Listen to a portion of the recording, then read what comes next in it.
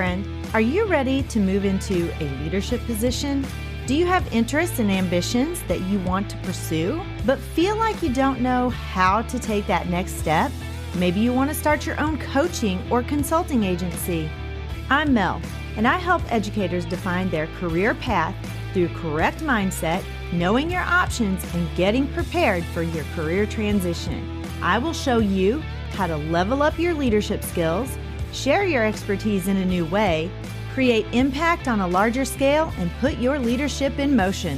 As an educator for over 20 years, I started to feel underused and like I had more to give. I knew when the time had come for me to leave the classroom and affect change on a larger level.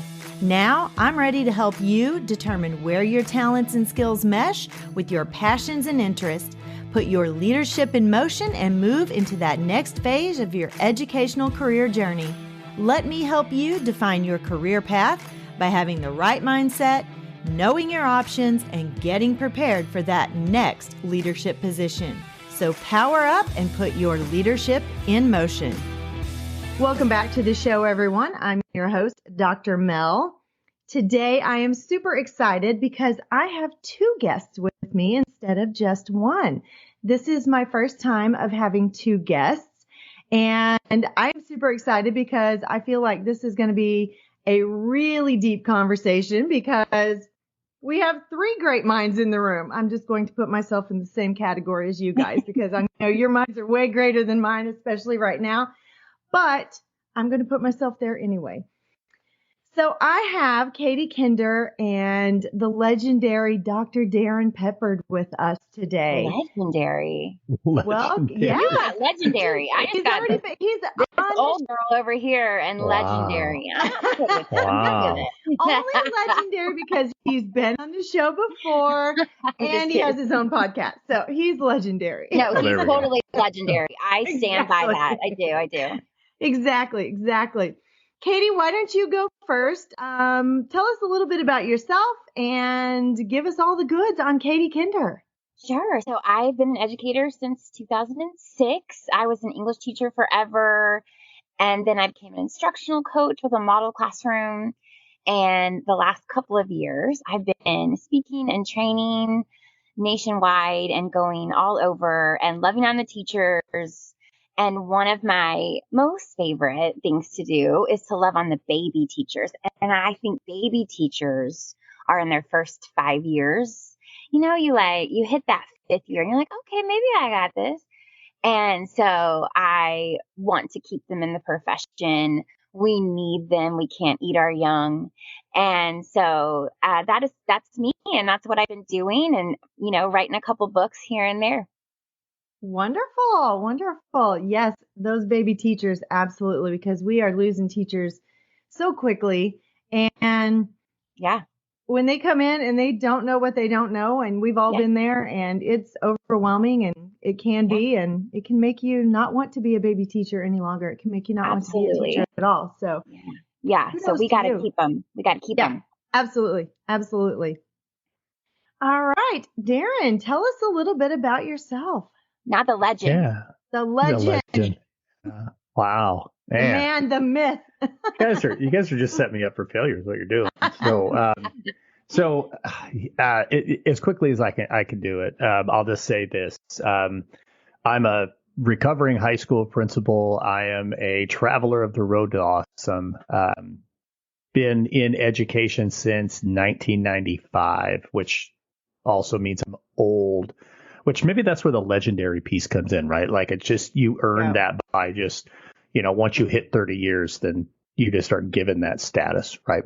In the last 4+ years, I have been working in a similar fashion to what Katie does, working with leaders and schools and educators all over the globe, just working hard to help them find some clarity, to be a little more intentional with the work that they do, and to just walk in their purpose. Like Katie, I want so very much to keep those early career folks in. My focus really is on those early career leaders, those first year, school leaders, district leaders.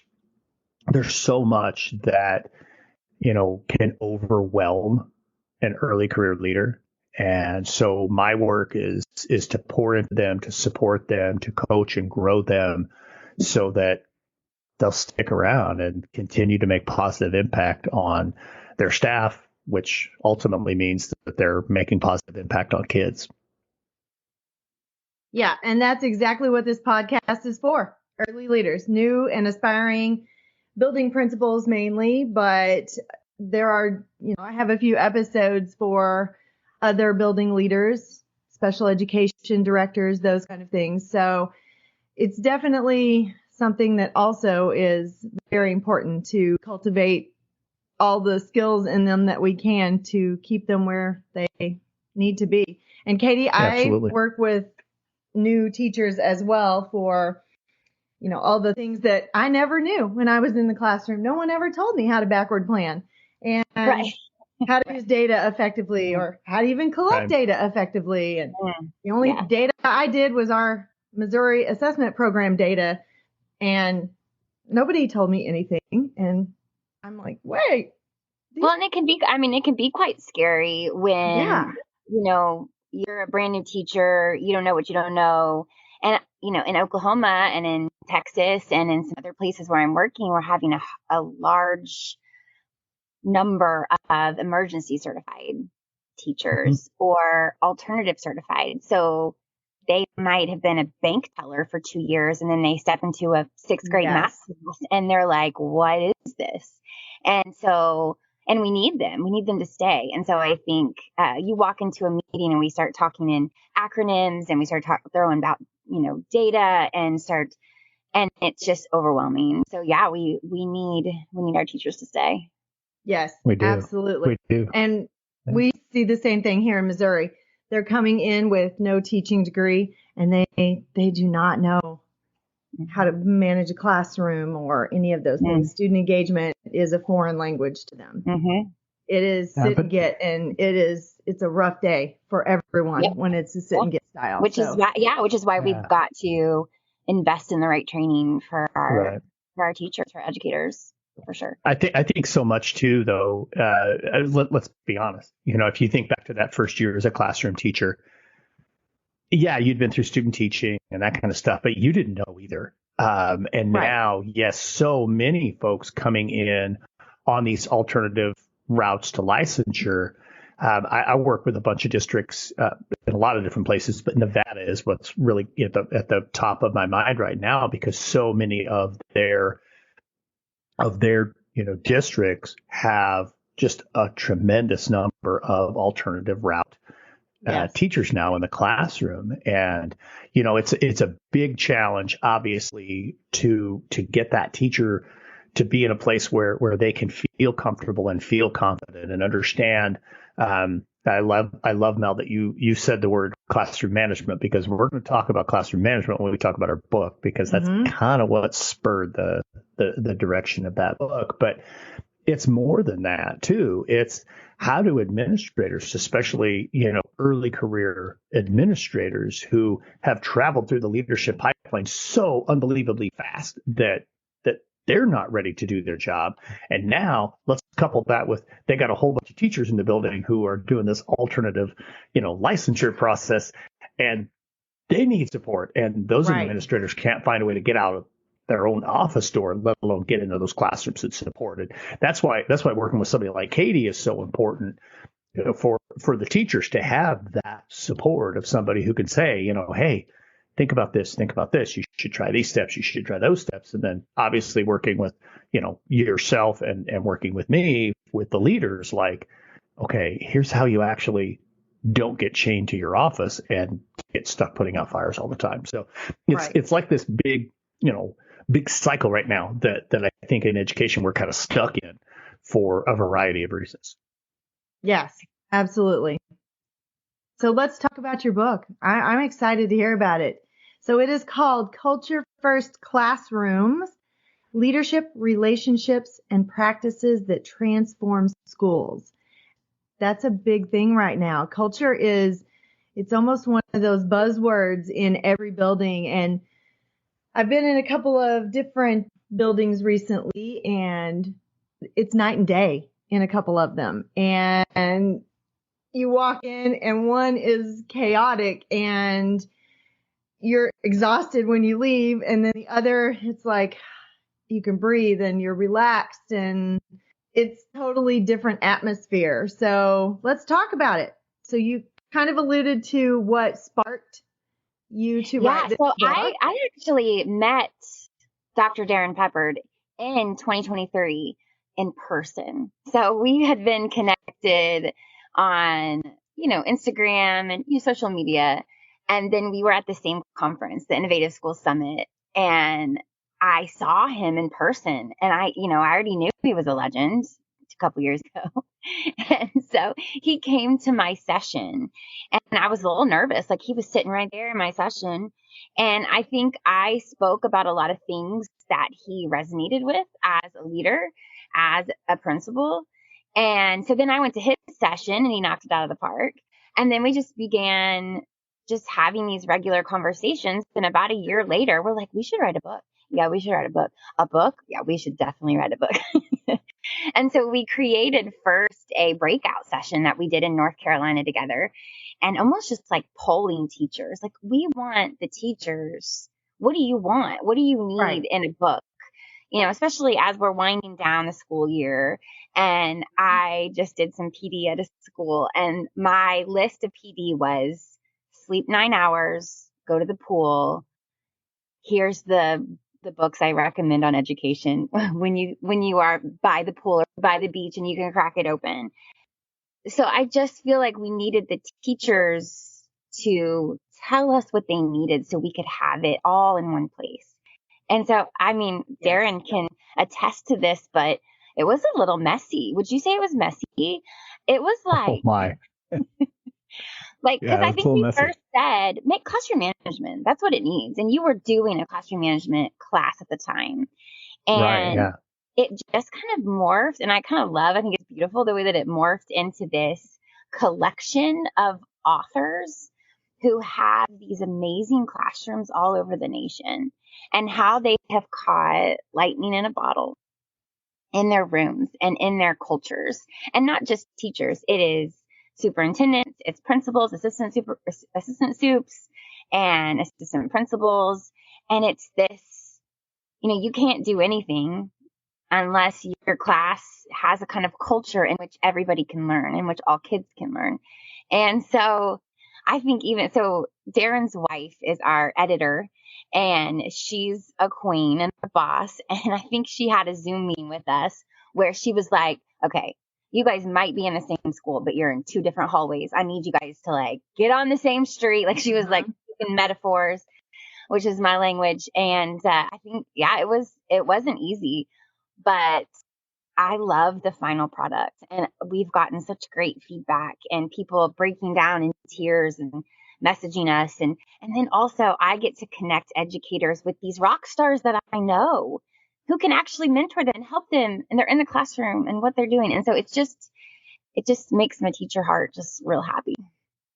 Yeah, that's exciting. And what a story on how you guys connected with that.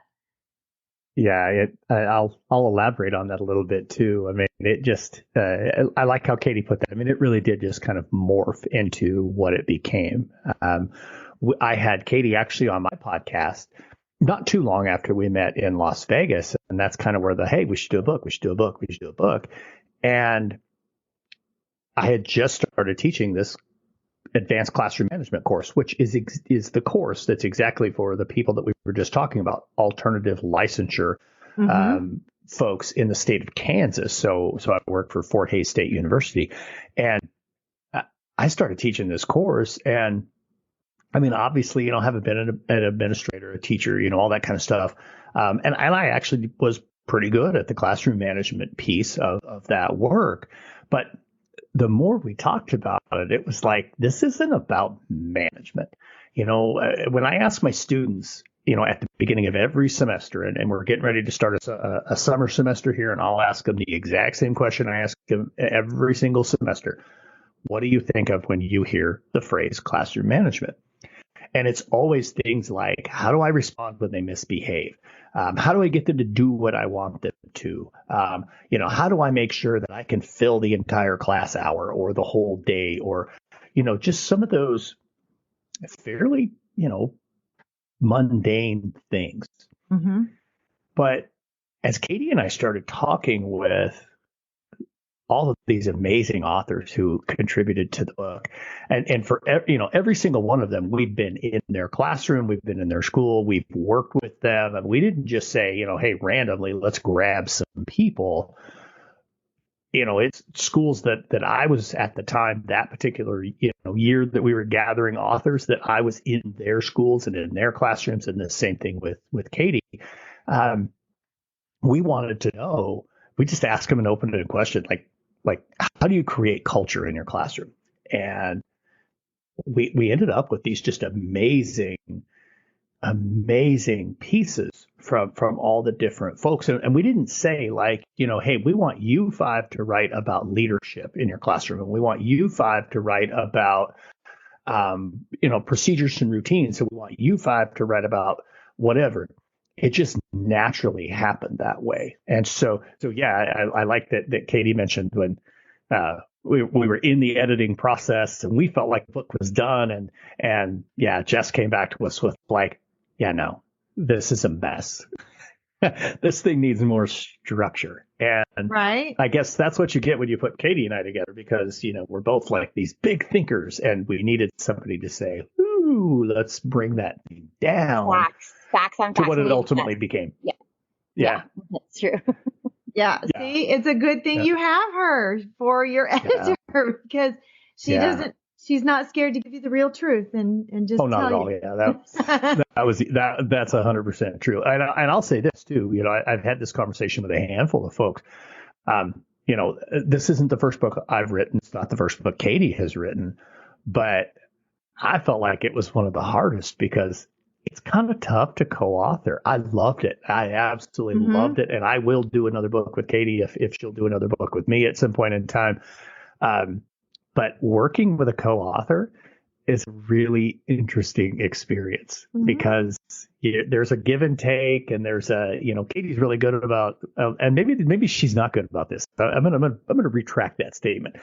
Katie has this habit of saying, "Hey, I'm good with whatever you want, Darrin. I'm good with whatever you want," and it's like, no, I need your voice. I need you to say, "Hey, this stinks." Female here became beta. Like, you know what?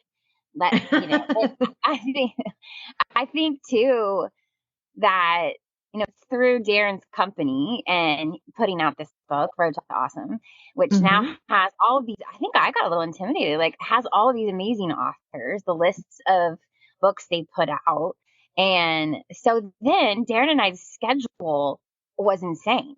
The last year, he'd be like, "I'm in Nevada," and I'm like, "Well, I'm in New York. Maybe next week," and it's just we were just missing each other, and we really did have to sit down and be like, okay, let's do this.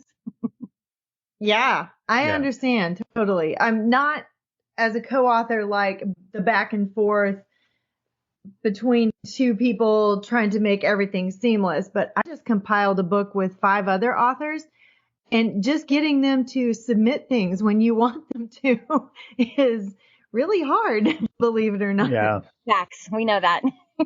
Yeah, we do. Yeah. We even had a few. We have 24 total, contributing authors in this book, but we had probably 4 or 5 others who ultimately chose not to submit, and some of it was, maybe they just couldn't figure out exactly how they wanted to write it, or they just really weren't sure. And I know several of them have told Katie or have told me that, dang it, I wish I would have gone ahead and got it in, but yeah, the whole getting everybody together was kind of interesting. But the really cool thing was we had everybody's contributions, and then it was probably still another 9 months before we got the book done because our schedules were just crazy. And I think one of us, I don't remember who it was, but one of us reached out to the other one and was like, let's get this book done, right? This is going to be good. Let's get it done. And like Katie, I'm super proud of how it came out. I'm super proud of the content. I think again, because it's not the first one that we've written, both of us, and we published the second edition of her first book, Untold, Teaching Truths. Her writing is even stronger now than it was in that book. And I think for me, the same thing, my writing got stronger. And that's one of the awesome things of working with a co-author is you push each other. Mm-hmm. And, I'd read something that Katie had written and I'm like, dang, I got to bring my A game. This is so right. good. Right. She's got some stories in there that I'm like, holy cow. But it would also spark other stories in my head, from my experiences or that I had seen, in other schools and that kind of stuff. So the process was awesome. It really was. I'll just say that. It was awesome. And it's a reminder too that we shouldn't be teaching in a silo. We shouldn't be leading in a silo. Like we need each other. Exactly. And I'm always worried about a baby teacher who goes into their four walls and doesn't ask for help because I know they're drowning. And so I think it's another reminder that we are better together and we need each other. We need all of us, every last one of us, and in education. And I think part of it is it's a sign of weakness if we ask for help instead of perceiving it as a sign of strength where it should be. And that, hey, you're vulnerable. You need some help. You're willing to ask for it. And that takes a strong person. We automatically go to the thought of, if I ask for help, then I don't look like I know what I'm doing. I look like I'm not a good teacher and those kind of things. So it's definitely something that they need to hear. And it's what our aspiring and new administrators need to hear, that, hey, you know exactly where they're at because you're in the same spot, just in a different position. So thank you for that. Definitely. So let's talk a little bit about the structure of the book. How is the book broken down? Give us all the deets on that. I'm going to let Darrin take that because he's the one. See, look at this alpha lady going into beta. He's the one that really, him and Jess, I think that they really sat down and grouped them all together with the same thematic elements. And so I'm going to let the doctor take it. Dr. Peppard. Yeah. That looks like a very thick book. Hold that up there and let me see. It is. It is. Yeah. So there you go. There's. Wow. Yeah. That's a little thicker than normal book. Let's see. 246 pages long. That's not a book. That's a dissertation. Yeah. It's an easy read. You'll love it. It is a really easy read. It really is. It's interesting. So what we had done, again, we had collected all of these contributions from these different educators all over the country. And Katie and I each wrote kind of a chapter to kick the thing off, to share our beliefs in terms of why culture is so important in your classroom and really what that means. What does that really represent? Let's be honest. I think everybody, for the most part, who's in the education space that the three of us are in, everybody talks a little bit about culture and everybody's got their own definition of it, which is perfectly fine. It really is.